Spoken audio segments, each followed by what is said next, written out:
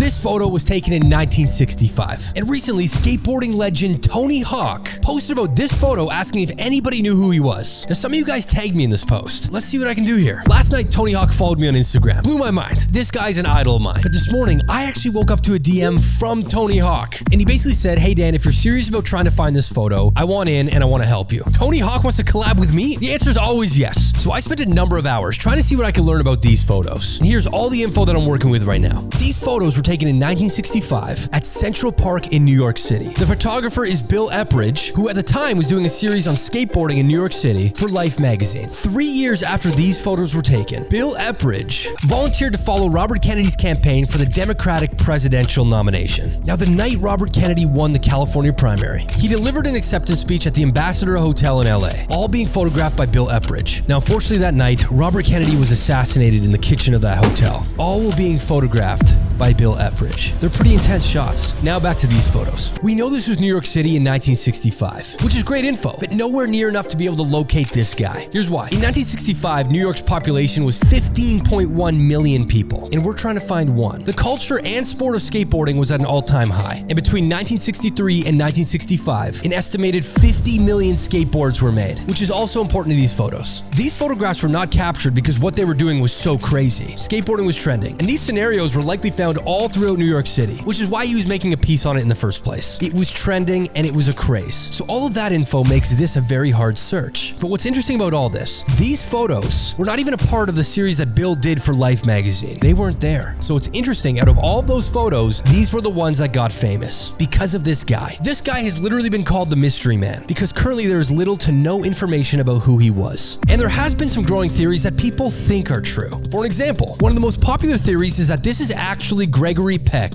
well on set of To Kill a Mockingbird. And while I could see the resemblance in their faces, it doesn't check out at all. To Kill a Mockingbird was filmed on the back lot of Universal Studios in California in 1962. So both the location and the year do not line up. On top of that, Gregory Peck was born in 1916, which would make him 49 when these photos would have been taken, which looking at this guy, the age also doesn't line up. Another theory is that since these photos weren't in the Life magazine piece, they were AI generated or created using Photoshop. Now I ran this through an AI detector and it came back negative for AI. Also with the fact that there's 3 different shots all with the same features and people, it's pretty easy to tell this is not AI generated. So another false theory. And the final story that I read is that this photo was naturally taken. This guy was apparently skateboarding through Central Park, came down this hill and continued on with his life. Didn't stop to talk to people, didn't stop for the photographs. He just kept going, which builds the mystique of who this guy is. It's wild, but this needs to go out there. I have all this information, but one thing I've learned through my own research in finding people in vintage photos is that everybody has a connection. This guy had parents, maybe he had kids, maybe he had a wife. If he didn't, he likely had friends. Somebody knows something of this guy, and based off of the years, it is possible that he is still alive. So I'm putting this forward. If anybody knows anything, please send me a message so I can look further into it. It's not every day one of your idols, by the way, Tony Hawk's skateboard is at the top